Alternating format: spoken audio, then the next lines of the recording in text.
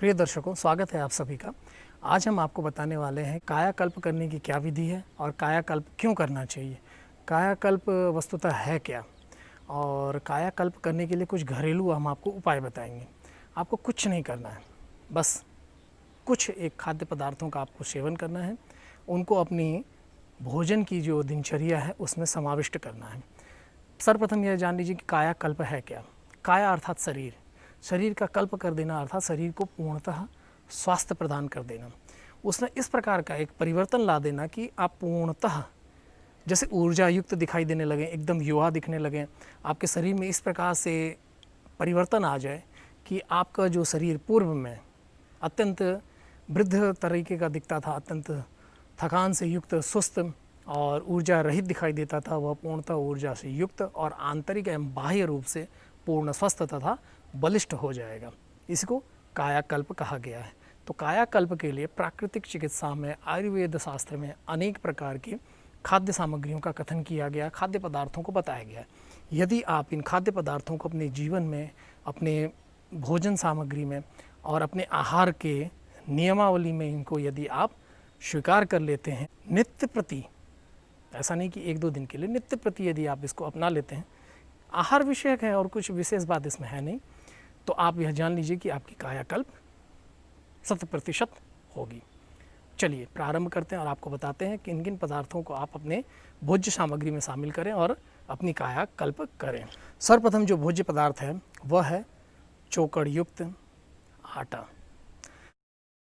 क्योंकि होता क्या है कि हम लोग वस्तुतः जो आटे को खरीदते हैं, पिसा हुआ यदि आटा हम बाज़ार से लेते हैं तो चोकर रहित आटा होता है, और यदि हम पिसवाते हैं तो कई बार ये होता है कि अज्ञानवशात या फिर मुंह के स्वाद के लिए, और हमें अच्छा प्रतीत होता है, सरल रूप से चप जाता है, हमें लगता है कि यह अत्यंत स्वास्थ्य की दृष्टि से भी अच्छा है, तो हम चोकर को क्या करते हैं, छान के निकाल देते हैं। उसके बाद जो आटा बचता है उसको हम लोग रोटी बना के उसको हम लोग ग्रहण करते हैं। यह वस्तुतः आपके पेट के लिए अत्यंत हानिकारक है।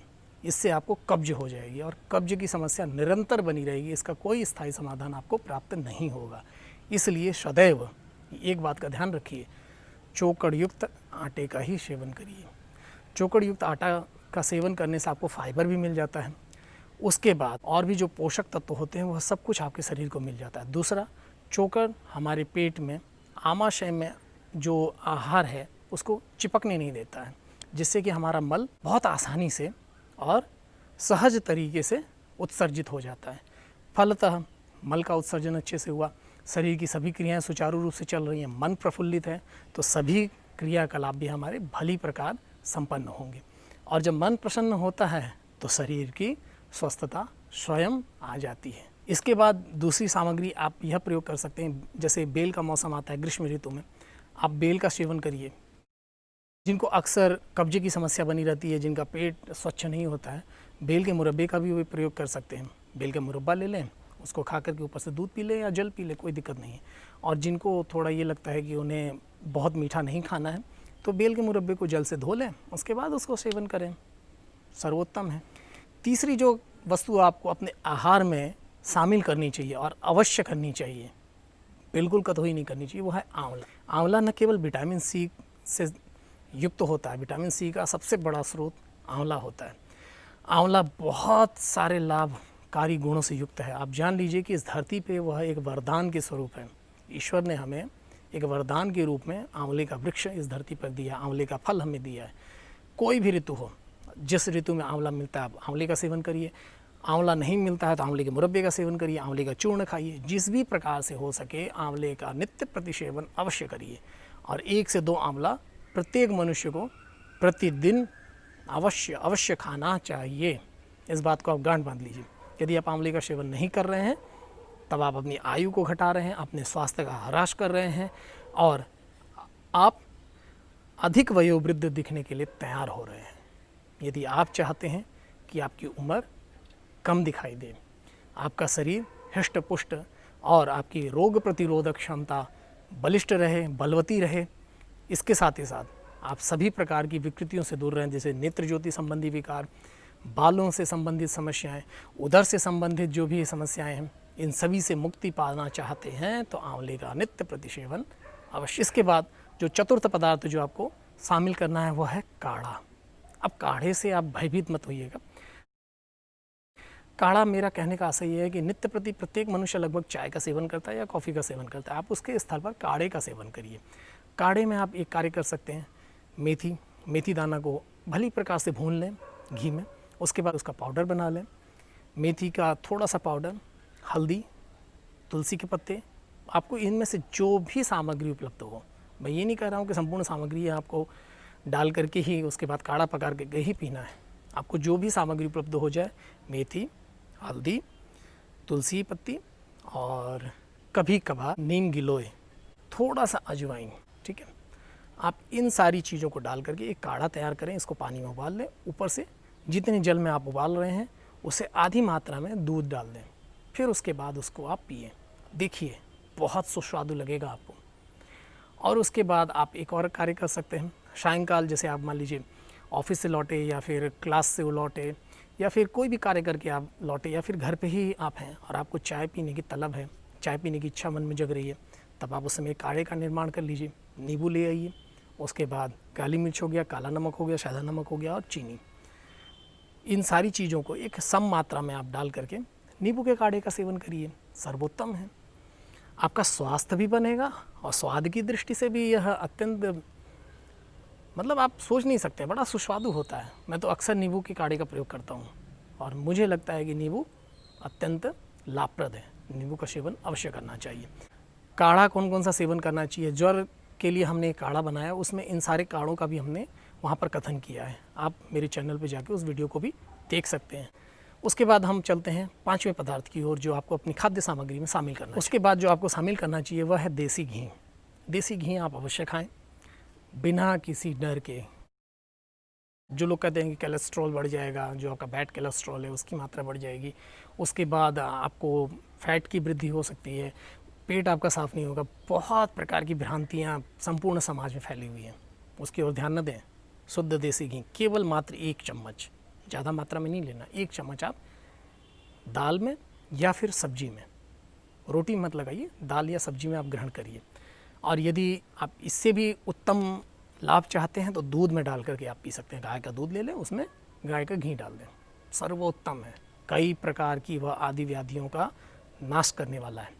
उसको मैं बताऊंगा कभी वीडियो बना करके कि वो उसके क्या क्या लाभ हैं और किस काल में, किस समय, किन किन लोगों को पीने पर वह विशेष रूप से फल प्रदान करता है, ठीक है। उसके बाद जो है, वर्ष पर्यंत आपको बादाम का सेवन करना चाहिए। बादाम गिरी, बादाम मूंगफली वाला बादाम की मैं बात नहीं कर रहा हूँ।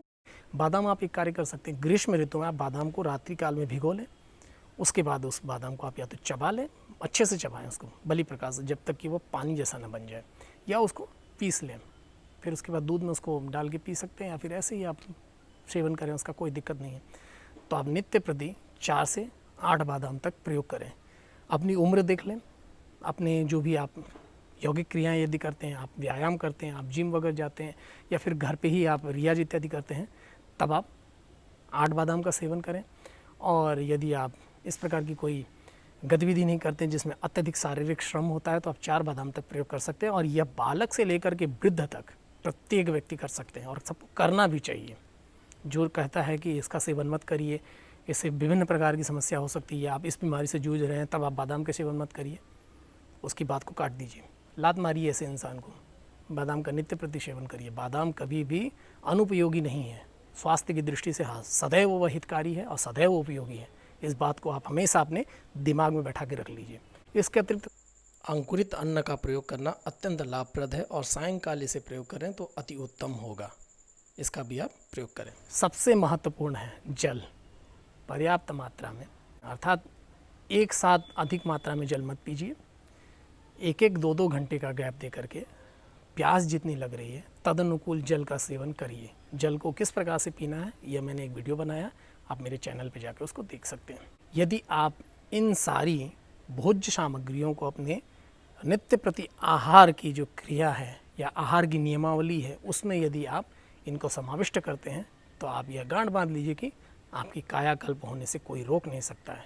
आपकी उम्र स्वतः कम दिखाई देगी, आप एकदम ऊर्जावान हो जाएंगे, आप एकदम स्फूर्तिवान दिखाई देंगे। आपने जैसे देखा होगा अक्षय कुमार को देखा होगा, अपनी इस उम्र में भी वह अत्यंत ऊर्जा युक्त है, साल में 4 फिल्में बना देता है, अपने घर परिवार को भी समय देता है, बहुत सारे विज्ञापनों को भी वह विज्ञापित करता है। किस प्रकार से? यह केवल एक ऊर्जा है। आपका आहार यदि संतुलित है, नियंत्रित है, और उसके बाद आपकी दिनचर्या, इसको आपने यदि भली प्रकार से समायोजित कर लिया तो आप जान लीजिए कोई भी आपकी आयु हो, आयु एक गिनती मात्र है, यह आपके लिए कभी बाधक नहीं हो सकती है। अपितु उम्र बढ़ने के साथ साथ आप और स्वस्थ होते चले जाएंगे।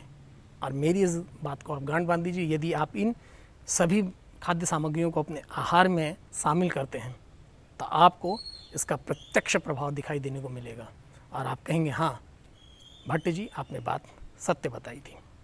तो हम आशा करते हैं हमारे द्वारा दी गई इस कायाकल्प संबंधी जानकारी से आप लाभान्वित हुए होंगे और इसको अपने जीवन में अवश्य अपनाएंगे। इसी आशा, इसी कामना के साथ हम फिर से मिलेंगे आपसे एक नए वीडियो में। तब तक के लिए हमें इजाज़त दें।